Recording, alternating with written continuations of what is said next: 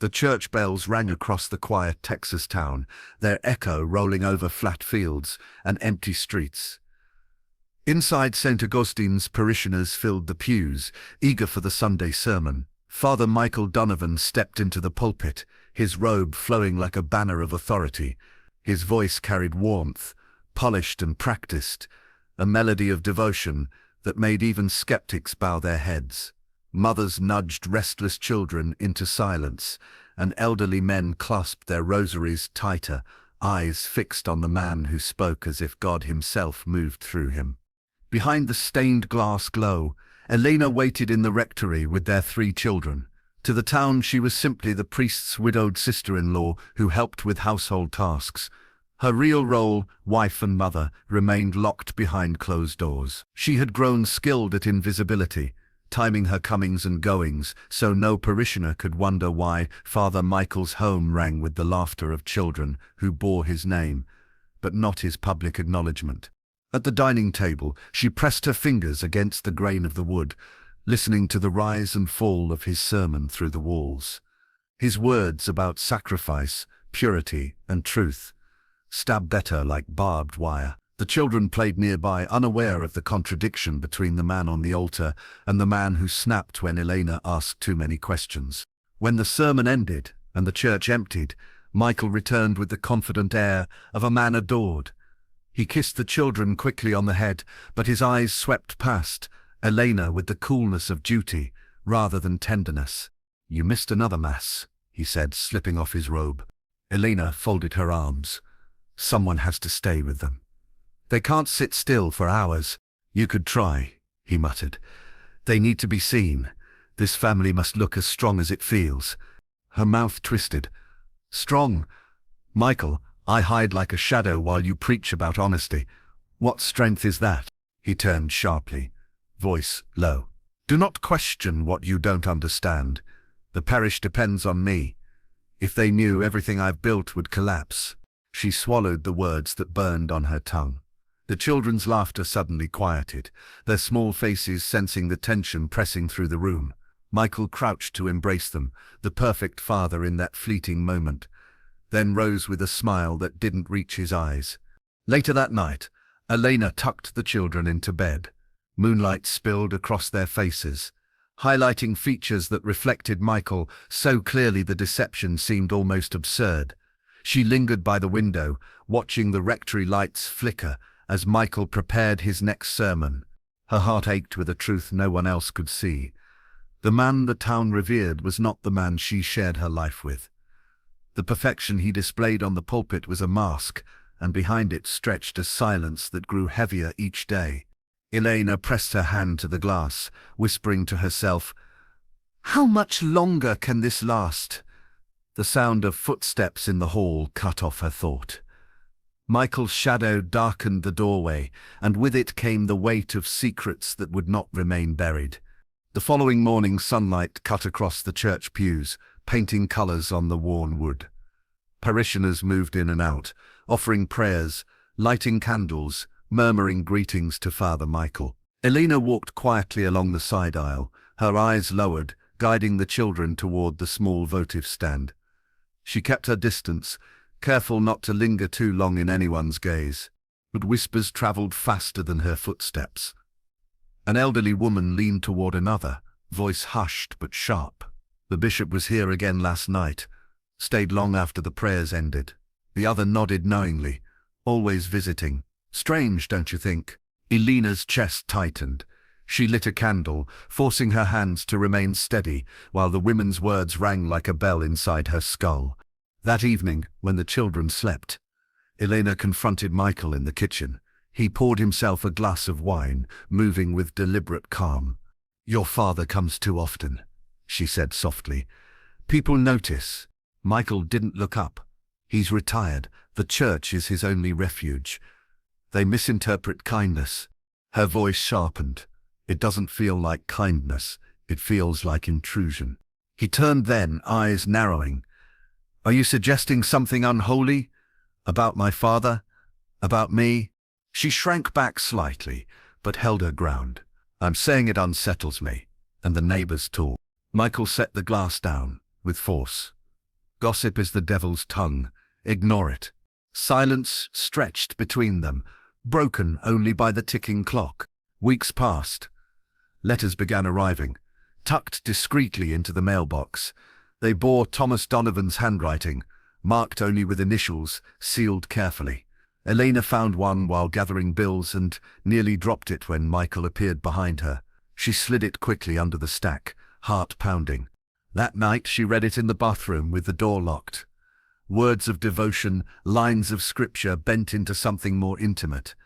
Her hands shook as she realized the letter wasn't for Michael, it was for her. The next Sunday, Elena slipped into the confessional booth. Her breaths shallow. She whispered to the screen, hoping to spill her fear without revealing herself. "Father, I feel watched. I feel cornered by someone who should protect me." The priest on the other side shifted, his voice low and uncertain. "Confess what burdens you, child." Sin thrives in silence. Tears filled her eyes. What if the sin isn't mine? The booth fell quiet. A pause stretched so long she thought he might open the door. But then he said, "Pray for clarity. Pray for strength. The truth will test you." She left the booth trembling, her heart heavier than when she entered. Outside, the stained glass windows caught the late sun, casting holy light across the pews.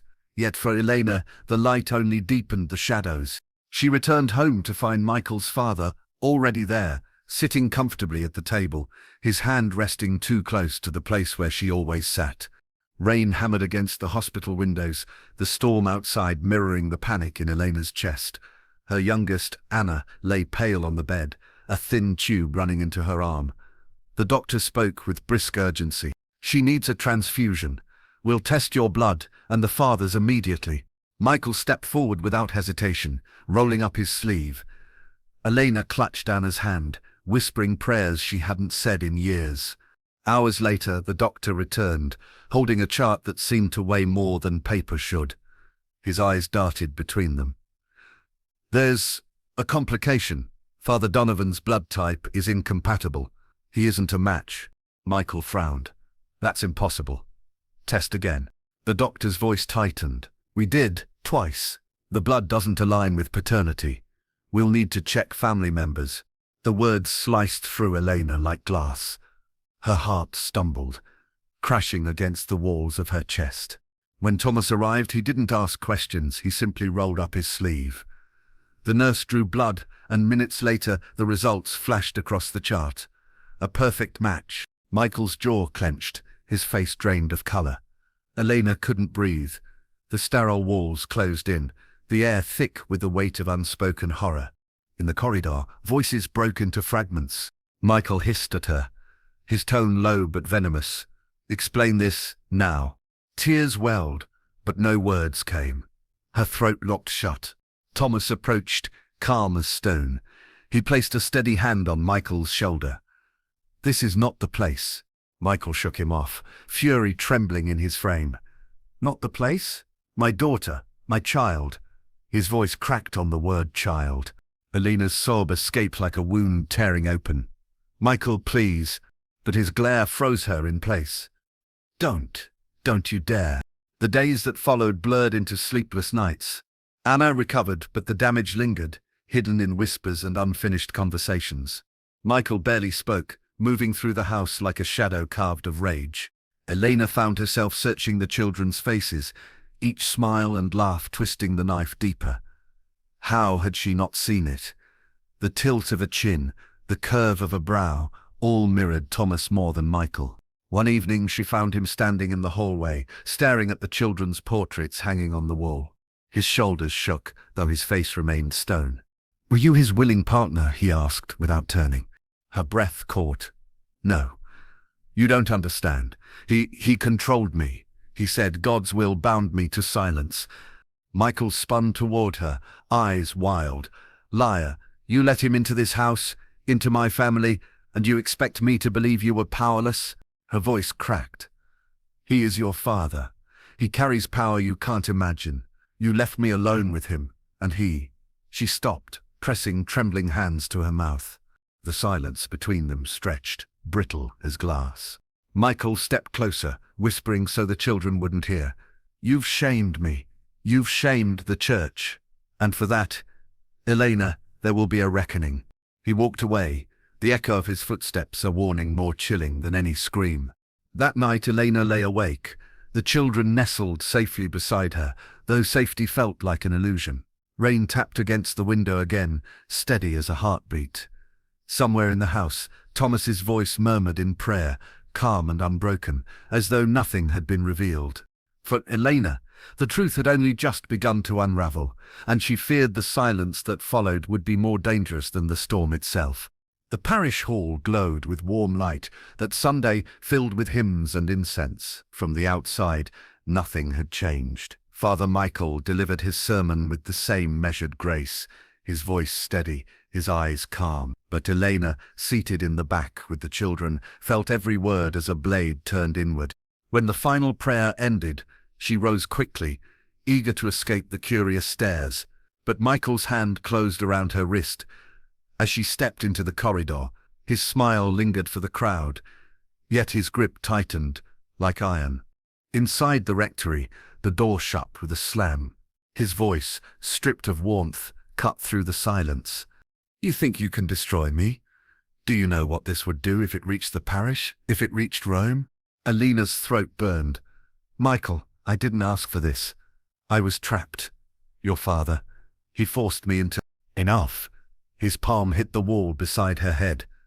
The children stirred in the other room, their small voices calling out, but Michael didn't move. His eyes glistened with betrayal, rage, and something darker. "You are my wife," he whispered harshly, "and you will remain silent. Do you hear me? For their sake, for mine, you will say nothing." Her tears blurred the edges of the room. "And what of his sin? What of the truth?" Michael turned away, his cassock swaying with the movement. "Truth destroys more than it saves. The church will not allow scandal. They'll protect him, and I'll protect what's left of this family, even if you hate me for it." That night, 2 men from the diocese arrived, their black suits absorbing the dim light. They sat across from Elena at the dining table, their voices calm, rehearsed, like confession read from a script. "You must understand," one said softly, "Bishop Donovan has given his life to the church. To expose him would only harm the faithful. The children must not suffer for sins they cannot comprehend." Elena's fingers dug into her palms. "And me, do I matter at all?" The second man smiled faintly, almost pitying. "Your strength lies in silence. Consider it sacrifice.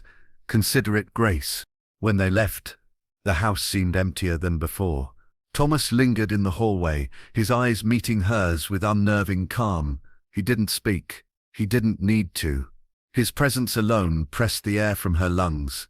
Later, in the children's room, Elena kissed each forehead, lingering a moment longer, as though sealing them with a prayer only she could speak. Through the cracked door she heard Michael and Thomas talking in low voices, words she couldn't make out, but tones that carried power and finality. She closed her eyes, clutching the edge of the crib. If the church demanded silence, and Michael demanded obedience, what remained for her? Only the shadows, only the whispers she carried alone. Yet in the deepest part of her heart, a small ember refused to die. One day, the silence would break. The recorder was small, tucked inside a velvet pouch she found in the back of a drawer. Michael had once used it to capture his sermons for parishioners who couldn't attend. Elena's hands trembled as she pressed the button, hearing the faint click that could alter everything. She sat alone at the kitchen table, the children asleep upstairs. The house was wrapped in silence, save for the steady hum of the refrigerator and her own uneven breathing. Her voice came out fragile at first. "My name is Elena Donovan. For years I have been living a lie forced upon me." She paused, her eyes darting to the door. Every creak of the old rectory felt like a threat, but the words spilled anyway, faster now, heavier.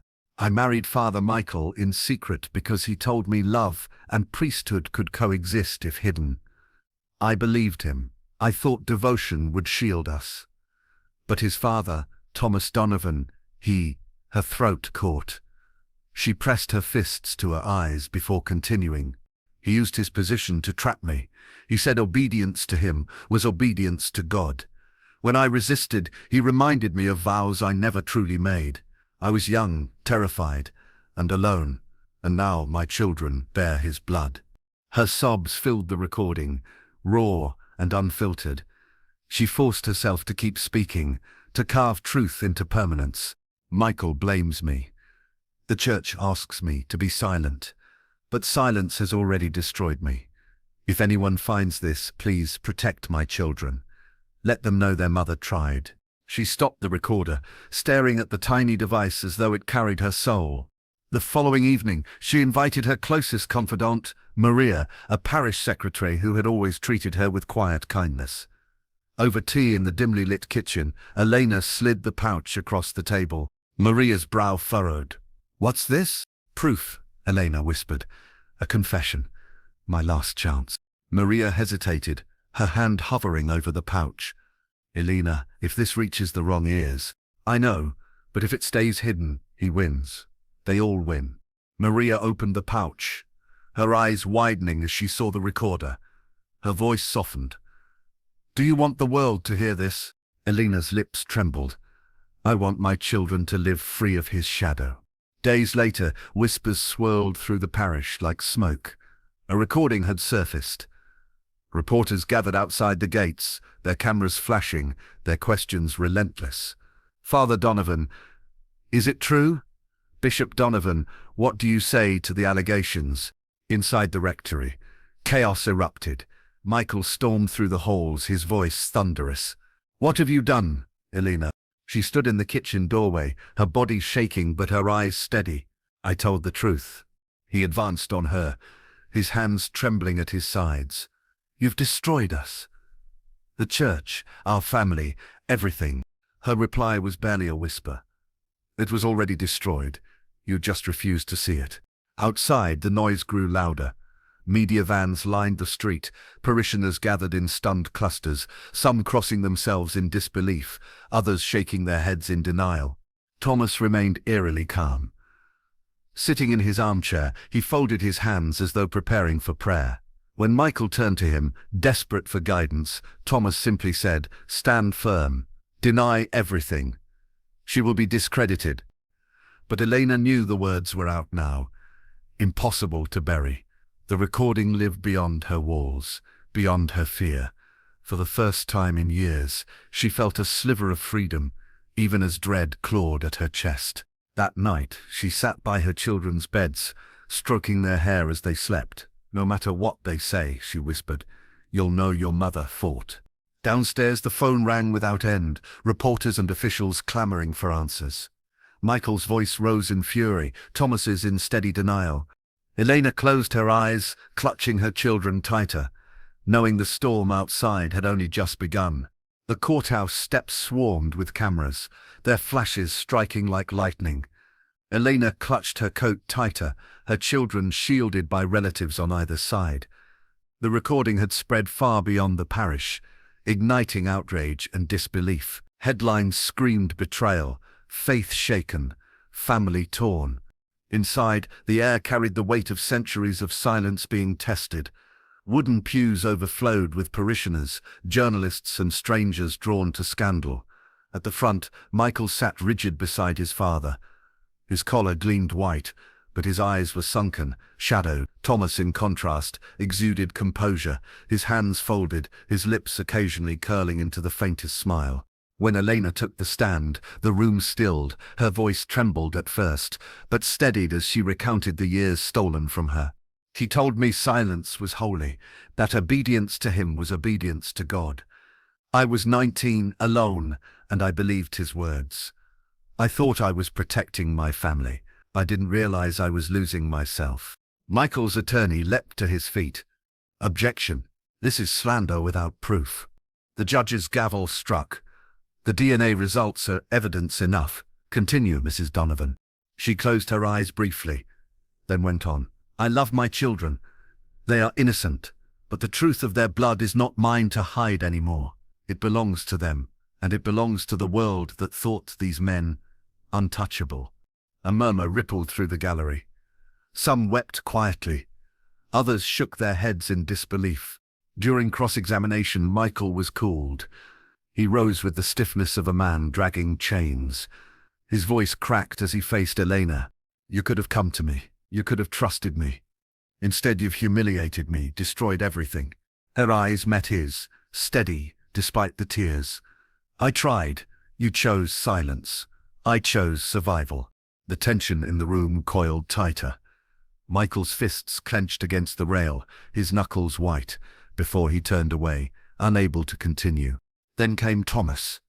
The bishop's robe had been traded for a simple suit, but his aura remained unbroken. He spoke calmly, deliberately. "My life has been dedicated to God. These accusations are not only false, they are malicious. This woman seeks to destroy faith itself." His words washed over the crowd like oil, smooth and practiced. For a moment, even the jury seemed lulled, but the prosecutor rose, holding up the DNA results. "The science cannot be debated. Every child points to you, Bishop Donovan. Are we to believe the laboratory conspired against you as well?" Thomas's eyes narrowed, but his mouth held its composure. "Science may prove blood, but it cannot prove intent. I deny these allegations." The trial stretched on for weeks. Witnesses testified, some in defense, others in hushed voices of suspicion long ignored. Letters surfaced, fragments of Thomas's writing that blurred the line between scripture and seduction. Yet for every shred of evidence, defenders of the church raised banners of doubt. In the end, the verdict was hauntingly incomplete. Charges against Thomas were dismissed for insufficient evidence of coercion. Michael was censured by the church, but not removed. Elena was left with fragments, her truth spoken, her reputation scarred, her children burdened with questions no verdict could answer. Outside the courthouse, reporters swarmed again. "Elena, do you feel justice was served?" She paused, the wind pulling at her hair, the children clutching her hands. Her answer was quiet, almost swallowed by the chaos. "Justice? No. But the truth is out, and sometimes that has to be enough." That night, the rectory stood dark. The windows shuttered. The parish bells rang, calling the faithful. But fewer answered. Whispers spread through the town, through the state, across the country. The Donovan name, once synonymous with devotion, now carried shadows that would never lift. Elena lay awake with her children, staring at the ceiling. The silence in the house was different now, not imposed, not demanded, but heavy with consequence. She thought of the courtroom, of Thomas's unwavering calm, of Michael's broken eyes. The truth had cost her everything. Her marriage, her community, her peace. Yet in the hollow ache of loss, a spark of freedom burned. Her children slept beside her, their breaths even, unburdened for now. She whispered into the darkness, "You'll know me not by the silence they forced on me, but by the voice I finally used." The storm outside subsided, leaving the night still and waiting. The truth had been spoken, but its echoes would haunt them all forever.